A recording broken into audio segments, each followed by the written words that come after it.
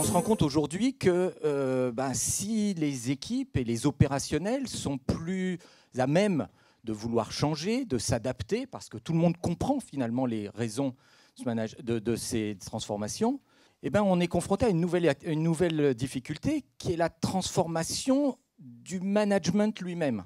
La banque, elle a beaucoup travaillé depuis une dizaine d'années sur ces processus. Elle s'est aussi organisée pour apporter plus de satisfaction aux clients.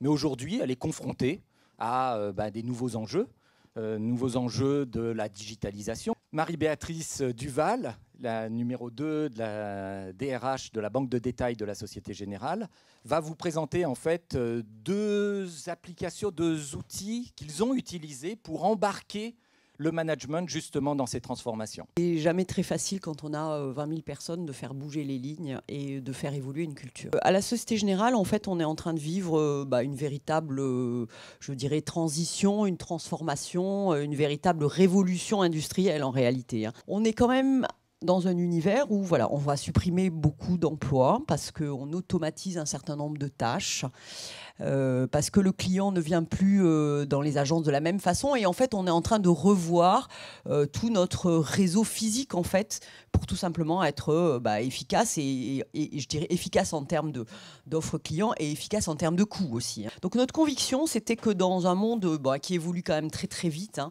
en fait, évidemment, les attentes de nos collaborateurs ont changé. Les besoins du business aussi ont changé. On est dans un univers extrêmement hiérarchique, je dirais, et qui est assez traditionnel malgré tout.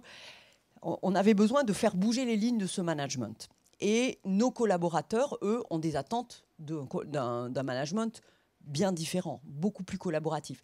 On a beaucoup accompagné les comités de direction des entités. C'est-à-dire très clairement, quand vous êtes patron d'un centre administratif qui va fermer dans 3 ans. C'est long, 3 ans. Quand on vous dit vous n'aurez plus de job dans 3 ans et vous êtes à Caen et vous n'êtes pas mobile, quand vous êtes patron de ce truc-là, c'est pas facile. Et du coup, on a accompagné les collectifs de managers pour les accompagner dans leur plan d'action. L'idée d'un hackathon, de l'innovation managériale est venue. On a voulu faire travailler 80 collaborateurs qui eux-mêmes avaient été sollicités. En fait, ce sont des gens qui étaient appétents sur le sujet. C'est-à-dire qu'en réalité, on a ouvert le truc à tout le monde. On leur a dit qui a envie de travailler sur 4 thèmes. Les 4 thèmes, c'était le management positif, le management participatif, la qualité de vie au travail et la simplification des modes de management. Et on a dit, les gens qui seront les plus grands contributeurs pourront venir assister à ce hackathon. Donc en fait, on a managé le avant. Il y a eu l'événement et après, je vous raconterai le après. Le deuxième après-midi, en réalité, ils ont pitché. Et ils pitchaient devant un jury qui était composé de duos entre des VIP de la banque, en fait, et quelques externes également. Je dirais choisis 4 projets, enfin 3 projets, et puis ensuite un projet de la communauté, un projet coup de cœur de la communauté. Et donc, on s'est engagé à tester ces projets, et c'est ce qu'on a fait. Ce qui était très intéressant, c'est qu'il y a eu beaucoup de discours de vérité, en fait. Et donc, le management était là pour entendre tout ce discours de vérité qui était sans filtre. Il y a eu une nécessité pour nous de les autoriser à vraiment dire et proposer des choses en rupture. Parce qu'en réalité, dans un monde assez hiérarchique, les gens ont peur, en fait, et peur de proposer des choses. L'autre chose qui était très intéressante, c'est qu'en fait, on prend en 48 heures des décisions, ou même en une demi-journée, on va dire, des décisions qui auraient pris des mois à se prendre. J'ai des collaborateurs qui disent « Ah non, mais là, ça serait jamais arrivé avant qu'on puisse être impliqué dans des projets comme ça. » Et ça a quand même fait bouger les lignes. Très clairement, on a 20% des managers qui sont archi convaincus de ce qu'on veut faire.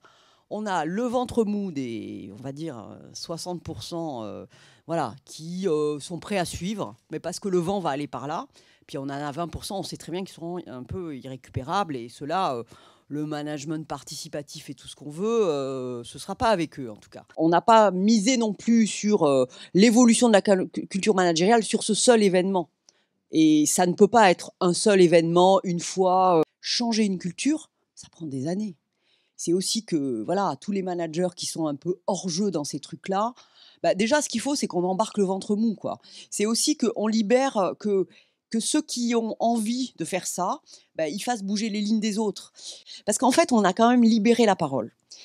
Et ça, J'ai envie de dire, moi, j'ai envie de croire que quelque chose n'est plus tout à fait comme avant.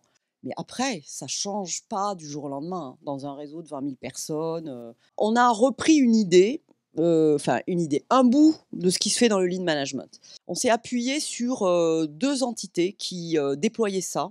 On est allé faire un retour d'expérience de ce qu'ils faisaient. Et on a fait un appel auprès de prestataires. Et il y a un prestataire qui est venu nous voir et nous a dit ce qu'il faut faire, parce qu'on avait aussi un problème de CAPEX, quoi, pour arriver à déployer une façon de faire du management visuel pas trop cher, assez rapide et qui embarque une façon assez coopérative. Et ce prestataire nous a dit, en fait, on va former des gens dans les régions et après, pour être sûr qu'on duplique de la bonne façon, on va faire une box. Et la box, la voilà. Dans cette box, il y a tout pour faire son management visuel et pour le co-construire avec son équipe. Par exemple, cette idée-là, on ne l'avait pas dans notre plan projet.